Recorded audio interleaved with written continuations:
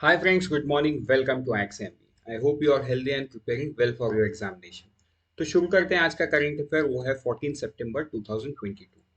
So as you all know I do keep reminding कि आप इस लेक्चर के पीडीएफ को एक तो डिस्क्रिप्शन से डाउनलोड करो और शाम को हमारे वेबसाइट xmb.com से बीपीडीआई को डाउनलोड करो so that you can complement this video through thoroughly revision from the BPDR, right? So that the approach towards current affair becomes holistic. So let's begin with the first piece of news. वो है board of trade. तो देखो ये board of trade है क्या. सबसे पहले इसके बैकग्राउंड को जानते हैं. न्यूज में क्या है, न्यूज में तो सिर्फ इतना है कि जो पीयूष गोयल है हमारे कंसर्न मिनिस्टर, उन्होंने फर्स्ट मीटिंग लिया ये बोर्ड ऑफ ट्रेड का. तो न्यूज में तो इतना ही है, लेकिन बैकग्राउंड क्या है वो जान लेना यहाँ पे उससे भी इंपॉर्टेंट है कि जो बोर्ड ऑफ ट्रेड है has been constituted by merging trade development and promotion with board of trade. ठीक है, तो ये दोनों को मर्ज करके बोर्ड ऑफ ट्रेड बनाया गया है. तो कब बनाया गया है? 17 जुलाई 2019 को. तो ये बोर्ड ऑफ ट्रेड है क्या? The board of trade advises the government on policy major connected with the foreign trade policy in order to achieve the objective of boosting India trade. क्योंकि देखो जब हम ट्रेड करते हैं ना एक between a nation to a nation, ठीक है, तो इसमें बहुत सारा फैक्टर इन्वॉल्व होता है. मतलब ट्रेड मतलब इतना ही नहीं कि सिर्फ सामान खरीद के लेके आना. फॉर एग्जांपल आज के दिन में आप देखो, जब इंडिया रशिया से ऑयल खरीद रहा है तो इसमें कितने सारे जियोपॉलिटिकल प्रेशर है. प्रेशर इन द सेंस क्योंकि रशिया के ऊपर सैंक्शन लगे हुए हैं. तो यहाँ पे सिर्फ मिनिस्ट्री ऑफ कॉमर्स इन्वॉल्व नहीं है, यहाँ पे मिनिस्ट्री ऑफ एक्सटर्नल अफेयर्स भी बहुत तरीके से इन्वॉल्व है, क्योंकि वही लोग फॉरेन पॉलिसी को मैनेज कर रहे हैं. मतलब जो यूएस से प्रेशर आ रहा है, यूरोप से प्रेशर आ रहा है, उनको कौन डिफेंड कर रहा है? Ministry of external affairs. ताकि जो स्विफ्ट ट्रेड हो दोनों के बीच में, एकदम इजी ट्रेड हो मिनिस्ट्री ऑफ कॉमर्स और रशिया के बीच में, वो बढ़िया सा काम करे. सो ये बोर्ड ऑफ ट्रेड का भी काम कुछ इस प्रकार रहेगा. मतलब ये ना ही सिर्फ ट्रेड के बारे में गवर्नमेंट को एडवाइस करेगा, बल्कि है ना फॉरेन ट्रेड पॉलिसी, मतलब वो ओवरऑल एक ऑब्जेक्टिव को अचीव करना चाहेगा, to achieve the objective of boosting India trade. मतलब सिर्फ खरीदना बेचने का बात नहीं आता यहाँ पे, उससे बढ़ के काम करेगा बोर्ड ऑफ ट्रेड. ठीक है, तो इसीलिए इसको रिकॉन्स्टिट्यूट करके दोनों बोर्ड को मर्ज करके एक पावरफुल बॉडी बनाया गया है. तो करंट न्यूज में क्या है कि जो पीयूष गोयल है मिनिस्टर कंसर्न, उन्होंने इस बोर्ड का फर्स्ट मीटिंग लिया है. राइट, तो इतना ही था न्यूज पे. आगे बढ़ते हैं हमारे नेक्स्ट पे, वो है एक्सआर स्टार्टअप प्रोग्राम. तो ये है क्या? देखो ये जो प्रोग्राम है ये MEITY ministry of electronics and information technology, ठीक है, ये जो मिनिस्ट्री है इन्होंने स्टार्टअप हब एंड मेटा, मतलब MEITY का स्टार्टअप हब प्लस मेटा, ये दोनों कंपनी ने, मतलब ये दोनों मिलके इन्होंने क्या लॉन्च किया है? XR startup programme to create the next generation startup in extended reality technology. क्योंकि देखो जो एमर्जिंग टेक्नोलॉजीज है, for example augmented reality, virtual reality in metaverse, तो ये सारा जो टेक्नोलॉजी है इस पे स्टार्टअप अच्छा काम कर सके. क्योंकि देखो Indian in terms of this kind of technology हम बहुत आगे हैं प्रोबेबली, है ना. कुछ टेक्नोलॉजी में हमको कोई नहीं बीट कर सकता, स्पेशली इंडियंस, राइट. तो उसमें AR एंड VR भी आता है. ML is not right now, ML में मशीन लर्निंग में कोई दूसरे कंट्री हमसे थोड़ा सा आगे है, बट ऐसा नहीं है कि AR एंड VR में हम कुछ बड़े कंट्री से बहुत पीछे हैं. Yes, we are working very good on AR and VR technology. तो स्टार्टअप्स को हेल्प मिल सके इसलिए ये इनका इनिशिएटिव है. ठीक है, तो इसमें क्या होगा? एक accelerator programme to help 40 early age startup to create products and solution based on XR technologies. तो XR टेक्नोलॉजीज किसको बोला गया है? AR एंड VR को. ये आप ध्यान में रखो. अब ग्रैंड चैलेंज होगा that will shortlist 80 innovators and 16 for further support contributing to the advancement of XR technology. ठीक है, तो इसके लिए ना ये 4 इंस्टीट्यूशन, यहाँ पे 4 इंस्टीट्यूशन का नाम है, ये है इम्प्लीमेंटिंग, मतलब इम्प्लीमेंटिंग एजेंसी बोल सकते हो या इम्प्लीमेंटिंग इंस्टीट्यूट बोल सकते हो. राइट, सो आगे बढ़ते हैं हमारे नेक्स्ट न्यूज पे, वो है इंटरनेशनल ईयर ऑफ मिलेट्स 2023. तो जैसा कि आप शायद ये जानते ही हो कि यूनाइटेड नेशन जनरल असेंबली ने 2023 को as an international year of millet के हिसाब से अडॉप्ट कर लिया है. एंड ये जो प्रपोजल है, ये प्रपोजल इंडिया का था, जिसमें इंडिया को 70 अदर्स नेशन ने सपोर्ट किया था. सो 2023 would be Indian International Year of Millets. तो देखो जब इंडिया का प्रपोजल था तो इंडिया में मिलेट्स का जो चलन है उसको तो बढ़ावा देना है, इसीलिए agriculture ministry organizes various pre-launch event and initiate to create awareness about ancient forgotten golden grain, इनको गोल्डन ग्रेन भी बोला जाता है, as a run up to the international year of millets. Now इसके लिए कॉन्टेस्ट करा रहे हैं, कॉन्टेस्ट का जो थीम है वो है Indian wealth millets for health. ठीक है, ये है कॉमिक स्टोरी कॉन्टेस्ट। ठीक, एंड एक इनोवेशन चैलेंज है वो है मिलेट स्टार्टअप इनोवेशन चैलेंज। तो ये आपको ध्यान में रखना है, मिनिस्ट्री कंसर्न है एग्रीकल्चर मिनिस्ट्री। ठीक है, आगे बढ़ते हैं हमारे नेक्स्ट न्यूज पे, वो है power finance corporation as DFI. तो देखो ये गवर्नमेंट का प्रपोजल है कि पावर फाइनेंस कॉर्पोरेशन जो है इसको डीएफआई का स्टेटस मिल जाए, इसीलिए इन्होंने मिनिस्ट्री ऑफ पावर के अंडर में आता है पीएफसी, इन्होंने मिनिस्ट्री ऑफ फाइनेंस को चिट्ठी लिखा है, उसमें पावर फाइनेंस कॉर्पोरेशन को उनकी मांग ये है कि डीएफआई का स्टेटस दिया जाए। फ्रेमवर्क क्या रहेगा, national bank for financing infrastructure and development act 2021। सबसे बड़ा सवाल होता है वाई, क्यों?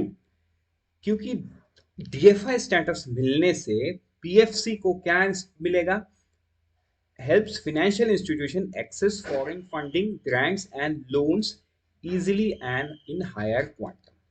मतलब पीएफसी तो अच्छा काम ऑलरेडी कर रहा है, ट्रांसमिशन एंड डिस्ट्रीब्यूशन का काम 42% है उनका एसेट, मतलब लोन एसेट मिक्स जो है, रिन्यूएबल सेक्टर पे 10% है, 47 कन्वेंशनल जनरेशन पे है।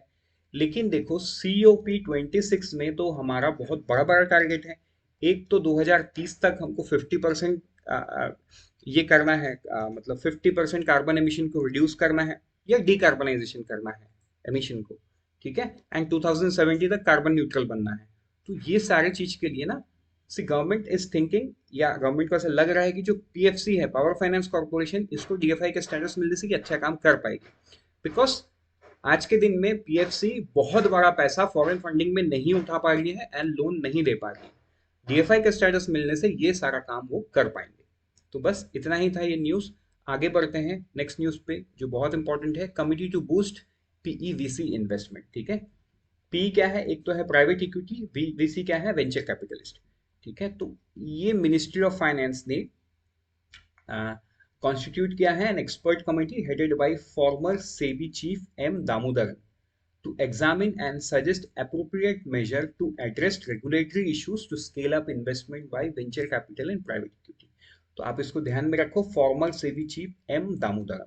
ठीक है, ये है इनका फोटो, राइट?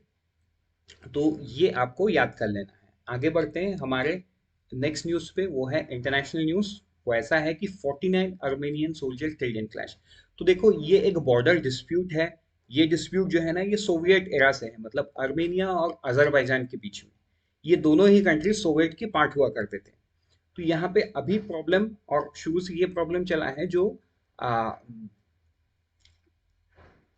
अजरबैजान के सोल्जर्स है उन्होंने अर्मेनियन पोस्ट को कैप्चर करने के लिए बॉर्डर को क्रॉस करके आगे गए हैं, लेकिन यहाँ पे रशिया एक पीस कीपर है, मतलब रशिया अपने ट्रूप्स को डिप्लॉय करके रखता है ताकि यहाँ पे पीस मेंटेन रहे, मतलब इनके बॉर्डर पे भी डिस्प्यूट है लाइक इंडिया पाकिस्तान।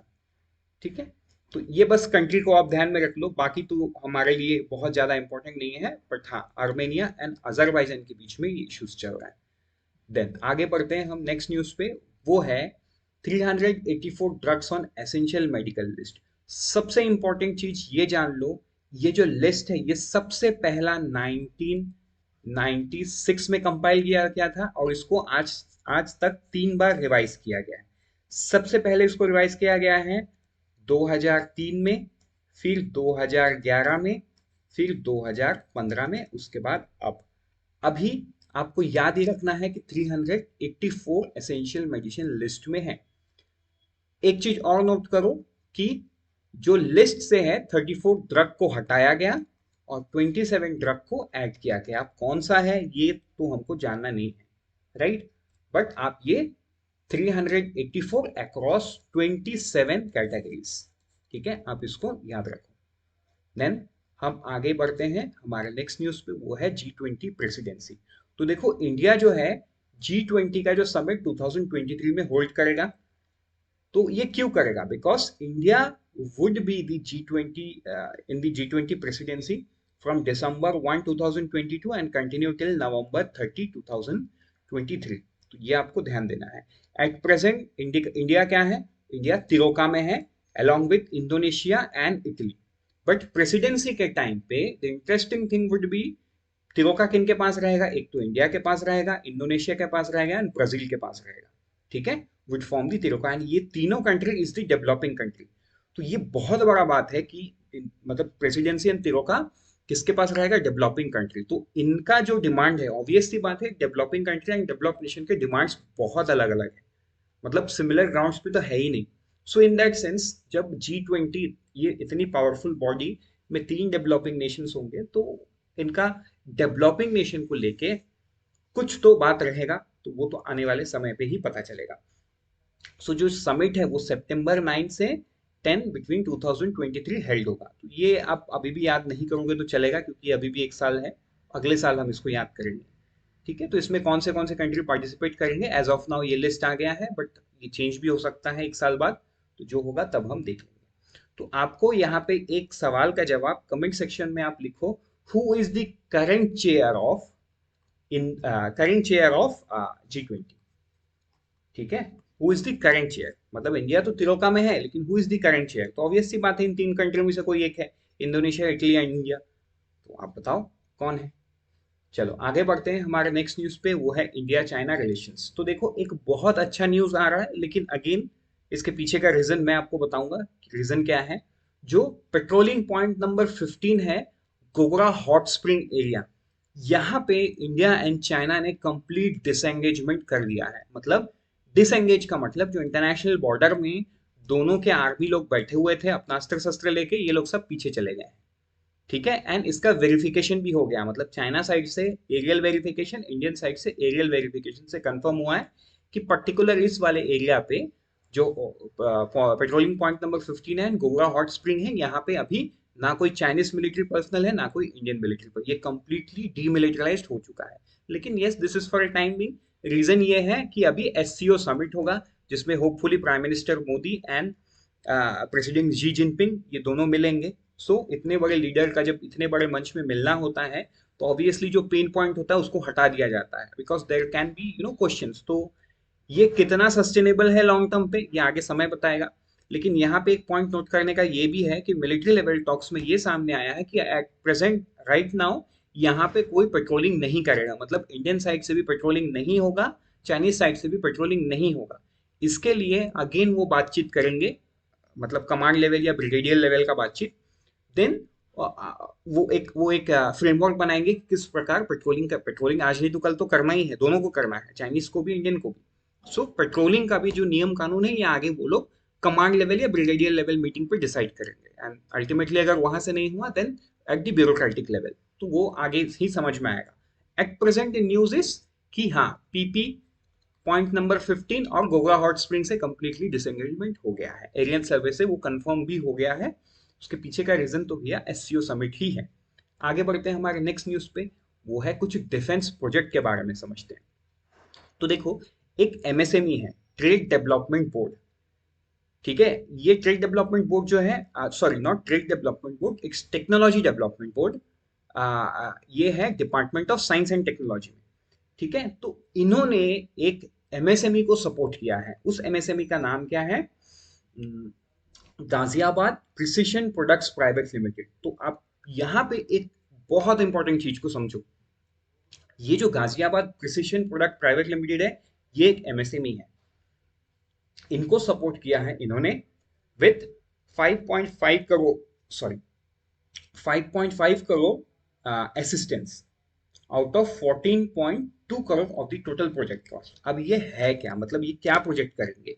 ये दो चीज मैन्युफैक्चर करेंगे specifically for the Indian military. एक तो सुकोही 30 MKI एयरक्राफ्ट का कुछ इंडिजीनियस एंड क्रिटिकल कंपोनेंट. अभी देखो वो एक्चुअल क्या कंपोनेंट है ये कभी भी न्यूज में बाहर नहीं आएगा, because this is something defence secret. ठीक है, तो ये क्रिटिकल कंपोनेंट्स ही हमको याद कर लेना है, और कभी एग्जाम में आपको पूछेगा भी नहीं, क्योंकि एक्चुअल क्या है ये मतलब बहुत ही लिमिटेड लोगों को पता है. Then 1500 HP battle tank engine. तो तो ये जो मतलब देखो, ये सुकोही 30 MKI को किसने मैन्युफैक्चर किया है? ये है एक्चुअली में रशियन मेड एयरक्राफ्ट, लेकिन इसको इंडिया में Hindustan aeronautical limited technology transfer की मदद से इसको मैन्युफैक्चर करता है। तो कुछ कंपोनेंट्स HAL को Ghaziabad precision product private limited supply करेगा थ्रू दिस अरेंजमेंट। पहला। दूसरा चीज, ये जो 1500 HP बैटल टैंक है, इसको BEML भारत अर्थ मूवर्स लिमिटेड मैन्युफैक्चर करता है, तो उसके इंजन के कुछ कंपोनेंट्स को ये मैन्युफैक्चर करके देगा, राइट। एंड एक बात यहाँ पे ये भी नोट करो कि जो Ghaziabad precision product private limited, ये हिंदुस्तान एरोनॉटिकल लिमिटेड और भारत हेवी भारत अर्थ मूवर लिमिटेड, ये दोनों का ही वेंडर है। मतलब ऐसा नहीं है कि इनको ऑल ऑफ ए सडन काम दे दिया गया है, इन्होंने प्रूव किया है कि हम काम कर सकते हैं। बिकॉज देखो, ये जो कंपोनेंट्स है ना, ये मतलब ऐसे कंपोनेंट्स हैं, इनमें गलती का कोई गुंजाइश नहीं हो सकता। There can't be any error, माने it has to be completely full proof. वो एक फाइटर एयरक्राफ्ट में लगेगा, एक ऐसे एयरक्राफ्ट में लगेगा जो at present Indian air defence का बैकबोन है, राइट। तो जब जब रफेल आ जाएगा तो प्रोबेबली रफेल बन जाएगा, but at present Sukhoi 30 MKI is the backbone of Indian air force and Indian air defence system, ठीक है। तो उसके क्रिटिकल कंपोनेंट्स को मैन्युफैक्चर करना है, तो there has to be some experience behind it. तो Ghaziabad precision product private limited ने वो ऑलरेडी प्रूव कर चुके हैं। अब इसके बैकग्राउंड को समझते हैं कि देखो, मिनिस्ट्री ऑफ डिफेंस ने ना एक सृजन नाम का पोर्टल बनाया था, एंड इस पोर्टल में उन्होंने 19,509 डिफेंस आइटम को लिस्ट किया था कि ये डिफेंस आइटम हम आज के दिन में बाहर से मंगवा रहे हैं, ये इंडिया में तुमको ही बना के दे दो। अब इंडिया में कौन बना के दे दो? ये इंडियन कंपनीज को डिफेंस मिनिस्ट्री ने बोला कि ये हम बहुत हेवीली मैन्युफैक्चर बाहर से मंगवाते हैं, क्रिटिकल कंपोनेंट्स हैं, इनको आप मैन्युफैक्चर कर दो। तो किसको बूस्ट मिलेगा? Make in India, made in India को बूस्ट मिलेगा, ठीक है। Which was earlier imported have uploaded to the portal for the Indianisation till date. तो out of them Indian industry has shown interest of, अब तक सिर्फ 4006 defence item ही इसमें से इंडिया में बनना शुरू हुआ है, या लोगों ने इंटरेस्ट दिखाया। अब इसमें बहुत सारे कंपनी है, बड़े कंपनी का नाम लिए तो टाटा डिफेंस है, रिलायंस डिफेंस है, ठीक है। तो एंड आज के दिन में महिंद्रा भी सामने आ रहा है ना। तो ये है बैकग्राउंड। सो आगे बढ़ते हैं हमारे अब कुछ डिफेंस वन लाइनर पे। वो है एक्सरसाइज पिच ब्लैक 2022। तो ये क्या है? ये तो आपने कुछ दिन पहले न्यूज में पढ़ा ही होगा। तो अभी ये ना कंक्लूड हो चुका है। इसमें पार्टिसिपेंट्स कौन था? मतलब पार्टिसिपेंट्स इंडिया के साइड से इंडियन एयरफोर्स था, जो ऑस्ट्रेलिया में हुआ, ठीक है। तो exercise pitch black 22 has concluded, ये खत्म हो चुका है। तो पिच ब्लैक में टोटल 17 नेशंस के एयरफोर्स ने पार्टिसिपेट किया, ओवर 2500 मिलिट्री पर्सनल्स। आगे बढ़ते हैं नेक्स्ट न्यूज पे, वो है मल्टीनेशनल नेवल एक्सरसाइज ककडू, ठीक है। तो ये कहां पे होगा? ये INS Satpura and P8I maritime patrol aircraft of the Indian navy, ये दोनों, ठीक है। इंडियन नेवल शिप सतपुरा कहां पहुंच गए हैं? Darwin in Australia on September 12, 2022 for participating in the multinational naval exercise, ठीक है। तो ये 2 वीक लॉन्ग एक्सरसाइज है, हार्बर में भी होगा, सी में भी होगा। So ship and maritime aircraft for 14 navies, total 14 nations के नेवीज इसमें पार्टिसिपेट करेंगे। नेक्स्ट है Japan India maritime bilateral exercise JIMEX 2022। तो ये क्या है? The 6th edition. तो ये याद रखो, ये 6th एडिशन है। The exercise between Japan and India hosted by Indian Navy commenced in Bay of Bengal on 11 September 22।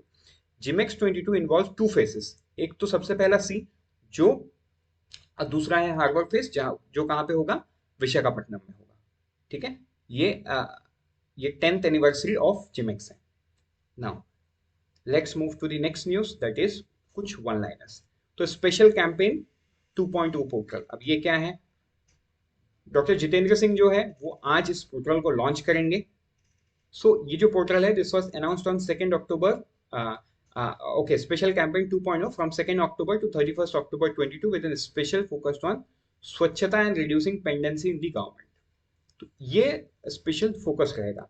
The campaign 22 is expected to cover 1.5 lakh post office, overseas mission post, railway station and other public office in mission mode during the month long campaign, ठीक है। तो ये campaign के लिए उन्होंने एक dashboard type का एक पोर्टल बना दिया है, तो वो आज लॉन्च होगा। Then MOU of 1.5 lakh crore रुपए। तो ये बहुत इंटरेस्टिंग न्यूज़ है। इंटरेस्टिंग इसलिए है कि गवर्नमेंट ऑफ गुजरात ने 1.54 लाख करोड़ रुपए का एक प्रोजेक्ट साइन किया है अभी। देखो, ये गवर्नमेंट ऑफ गुजरात में इसीलिए इन्वॉल्व है क्योंकि ये है दो प्राइवेट कंपनी के बीच में, वेदांता जो इंडियन कंपनी है एंड फॉक्सॉन ग्रुप। ठीक है, तो देखो एक पॉइंट नोट करो, फॉक्सॉन वो कंपनी है जो एप्पल फोन को मैन्युफैक्चर करती है, मतलब एप्पल फोन के क्रिटिकल कंपोनेंट्स को भी ये फॉक्सॉन ग्रुप मैन्युफैक्चर करती है। तो इन दोनों में ये डील हुआ है। तो ये जो डील है ना, ये सबसे पहले गवर्नमेंट ऑफ महाराष्ट्र के साथ होना था, मतलब बहुत लंबे समय से महाराष्ट्र से बातचीत चल रहा है, but because of political instability ये उठ के कहाँ चले आया है, वेदांता फॉक्सॉन को। तो एक चीज हमको ये समझना है कि प्राइवेट कंपनी भी उन स्टेट्स को ढूंढते हैं जहां पे स्टेबिलिटी है, मतलब all of a sudden government change, because देखो गवर्नमेंट चेंज होता है तो सबसे पहला बात आइडियोलॉजी चेंज होता है, राइट। तो गवर्नमेंट चेंज, हाँ, एक लॉन्ग टर्म, फॉर एग्जांपल आप यहाँ पे सोचोगे कि टाटा ग्रुप, अब टाटा ग्रुप तो 200 साल पुरानी कंपनी है, तो उसमें तो कितने गवर्नमेंट आए और गए, लेकिन इनको तो कभी प्रॉब्लम हुआ नहीं। तो वो अलग चीज है, मतलब एक कंपनी जब सेटअप होता है तब उसमें जो चैलेंज, फॉर एग्जांपल अगर मैं यहाँ पे एग्जांपल लाऊं, जो तमिलनाडु में रशियंस की मदद से इंडिया न्यूक्लियर पावर प्लांट लगाने की कोशिश कर रहा था, जो नहीं लग पाया। उसके पीछे का रीजन पब्लिक से क्या आया कि एमिशंस जो होगा, न्यूक्लियर एमिशंस, वो लोगों के लिए हानिकारक होगा, बट उसका इकोनॉमिक वैल्यू और एनवायरमेंटल वैल्यू बहुत ज्यादा था। तो प्रोबेबली उस पे अगर मतलब थोड़ा सा पॉलिटिकल कंसेशनस और बिल्डअप हो पाता तो उसमें भी काम अच्छा हो पाता एंड प्रोबेबली फ्यूचर में होगा भी। तो वैसे ही है ना, ये 2015 से ही वेदांता एंड फॉक्सकॉन ग्रुप बातचीत में थे विद महाराष्ट्र, लेकिन महाराष्ट्र में पॉलिटिकल इनस्टेबिलिटी के चलते आज के दिन में उठ के ये कहाँ चले आया, गुजरात में चला आया एंड थिंग्स आर डन। ठीक है, तो ये दोनों कंपनी का कहना है कि ये जो इन्वेस्ट किए हैं 1.54 लाख करोड़ रुपए, ये 5 साल के अंदर में बीईपी में आ जाएंगे, मतलब ब्रेक इवन पे आ जाएंगे। और ब्रेक इवन का मतलब क्या है, नो लॉस नो गेन, जितना पैसा उन्होंने लगाया उतना पैसा उनको वापस आ जाएगा, उसके बाद तो जिंदगी भर कमाना है। ठीक है, तो ये उनका एमओयू है। अब नेक्स्ट कुछ वन लाइनर देखते हैं, electronic bank guarantee. Okay, so let us skip because ये कल के न्यूज से हैं। So with this, unfold your potential with IXMB. All the best. Let me remind you, from 13 to 16 September, that is ongoing Big B days, right? Where we are providing 57% discount in all the courses. So do take the benefit of this. Prepare 50% faster with IXMB.